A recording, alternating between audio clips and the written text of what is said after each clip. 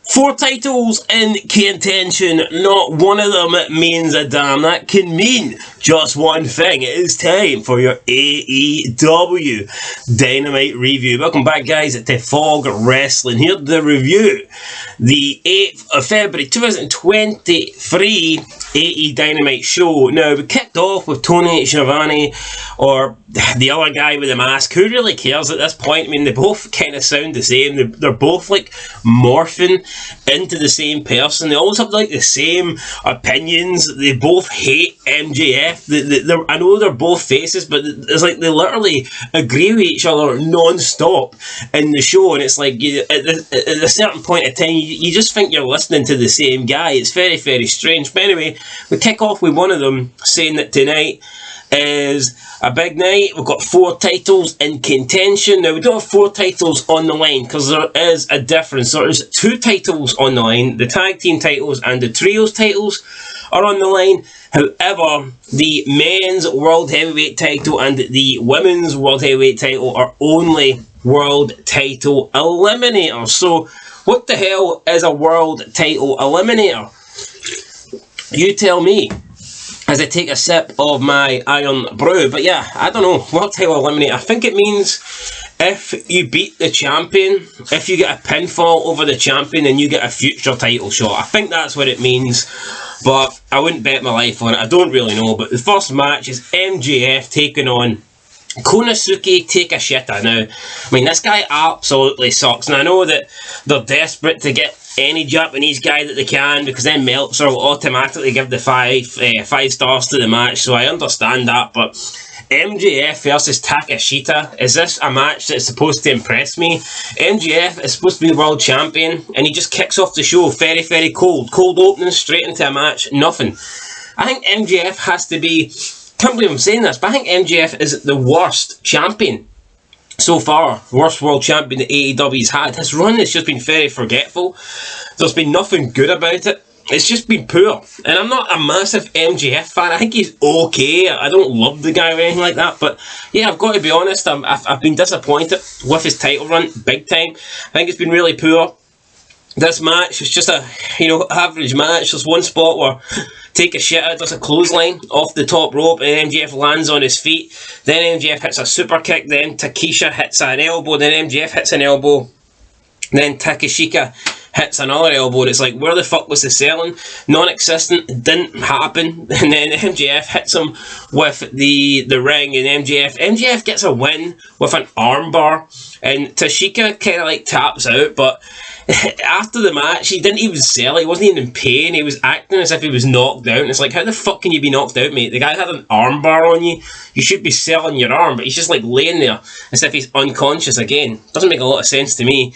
But MJF gets the win. Then he hits Takashita with the ring. Takashita is bleeding.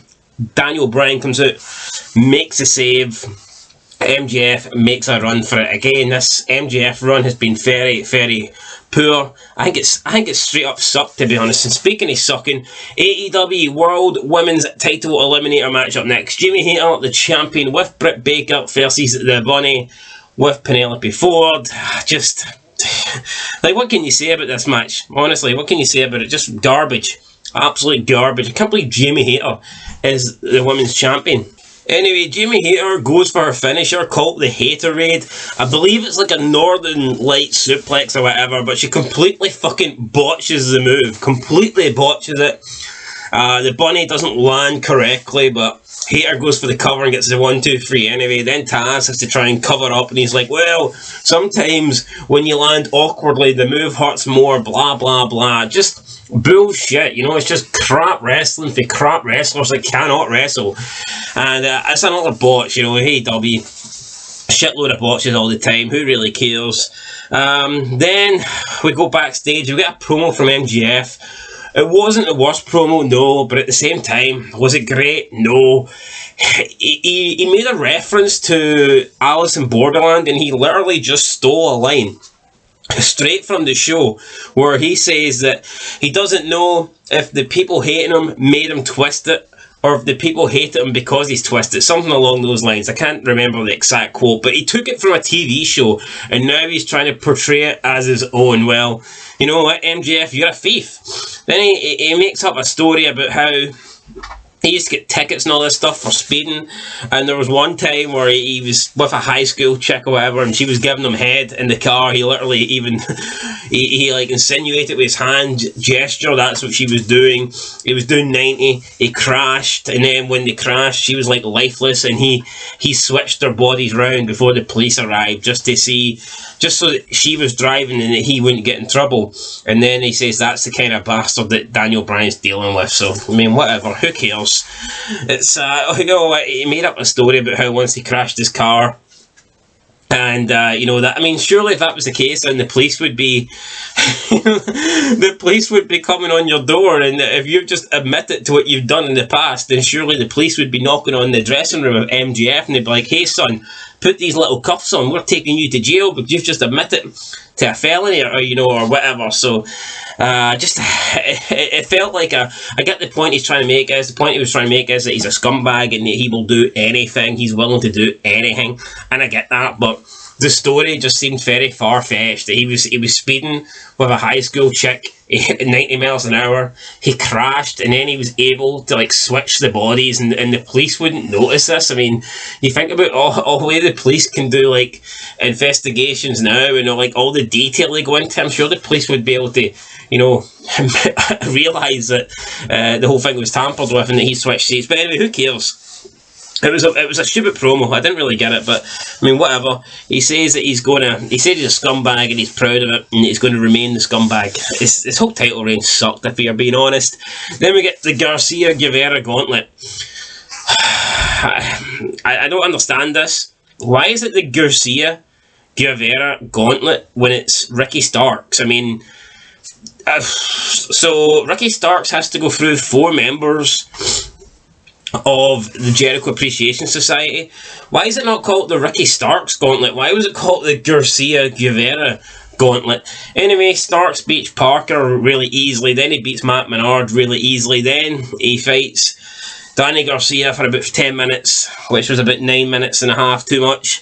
Then someone in the crowd hits a really, really bad Judas effect on Ricky Starks. Turns out it's Chris Jericho in a mask. This Judas effect, it was fucking horrendous. Jericho's pretending to be a fan, but the way he hit this move, you would have thought Jericho was a fan. This was really, really poor. It's sad seeing Jericho at this stage now in AEW. He's either fat as fuck or he's just botching every single move. You know, it sucks. I want the old Jericho, but anyway. Then Danny Garcia gets the win. Danny Garcia beats Ricky Starks, and then Jericho doesn't have to face Ricky Starks next week. I mean, who cares? Why is Jericho so afraid? Jericho's not even the champion. Why does Ricky Starks have to beat 4 members of the Jericho Appreciation Society just to get a match with Chris Jericho? A meaningless match with Chris Jericho. It means absolutely nothing. Normally it would be, oh, you have to run the gauntlet to get a shot against the champion. But on this occasion, Ricky Starks has to beat the entire Jericho Appreciation Society just to get a match with Jericho. Don't understand it, but whatever. Then it's Daniel Bryan. He's backstage with Takashita. They get locked in the dressing room. It's his match against Rush up next. MJF comes out and he tells Aubrey Edwards to start the count, and if Daniel Bryan doesn't make it there by 10, he has to forfeit. Edwards starts counting very, very slowly. Daniel Bryan manages to barge out the locker room door. I mean, this was just cheap, and we've seen this done in the past in WWE, but anytime WWE's done it, there's always been like a comedic element to it, or it's been like in a tag team match to try and, you know, take away the odds of someone, like to like turn a tag team match into a handicap match. But this was just weird, you know. This was literally just to fucking try and stop Daniel Bryan from competing. I thought it was stupid. I didn't think there was any need for it. Anyway, Daniel Bryan makes it to the ring. We do get Rush versus Daniel Bryan, and after about 15 minutes, Daniel Bryan beats him, hits him with a German suplex, hits the psycho knee or whatever. 1, 2, 3. Daniel Bryan wins. Daniel Bryan busts it open during the match. MJF comes out after the match. MJF beats up Daniel Bryan, and then security have to come out and basically get MJF off of Daniel Bryan. Lame, very, very lame. But where was the Blackpool Combat Club? No one came out to help Daniel Bryan, so I don't know, maybe the Blackpool Combat Club don't like him anymore. I don't like him anyway, so whatever. AEW World Trio titles, the Elite versus Air, Fox and Top Flight. I do not watch the Elite matches anymore. I will never watch the Elite matches. Like I said, you've seen one, you've seen them all.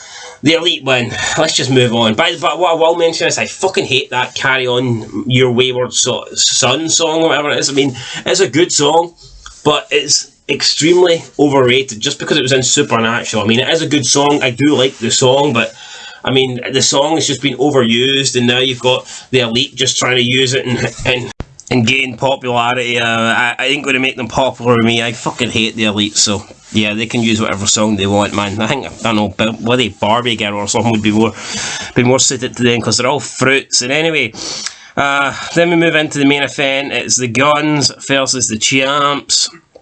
And they've got new champs. Speaking of champs, we've got new champs. The Guns have defeated Bowens and Caster with a very weird and cheap looking finish. A title shot to the head and a roll up. Didn't look great. Fans were chanting bullshit. Big Daddy Ass came out and he looked like he was maybe going to turn on Bowens and Caster, but nah, he decided to take the belt off his son, so they couldn't use the belt to win the titles, but then they ended up hitting him with the belt anyway, and then the referee got knocked out, took a pretty nasty bump to his head, looked like he'd hurt his neck, and then yeah, the Guns won. So they didn't win clean, but at the end of the day, Daddy Ass came out, they managed to overcome him, and then they took out Bowens and Caster. Bowens looked like he got knocked out, and he wasn't able to kick out of the roll-ups. There you go, the Guns win.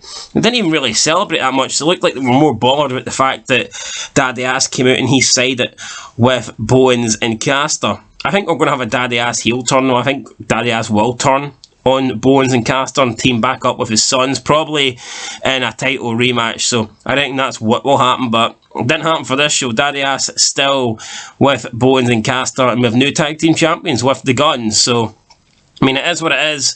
Overall, I didn't really like the show. Yeah, for me, I'll give it a... there wasn't a lot to like, honestly. There really wasn't. 2 title matches were pretty weak. The Eliminator matches, I don't really get the point. I'll give it a... Oh, God. I'll give it a... Fuck, a 2 out of 10. 2 out of 10, guys. There you go. Boom. Got a 2 out of 10 for me. That's it. You know, I don't mind the Guns, and I don't mind Bowens and Caster. I guess they're pretty decent. And the MJF promo was alright. So, yeah, I'll give it a 2 out of 10 for me. Not a great show. Very poor show, to be honest. But there's a couple of decent things on it. So, yeah, 2 out of 10, guys. That's it. I'll catch you in the next one. Until then, though, being Fog Wrestling, thanks for watching, and peace.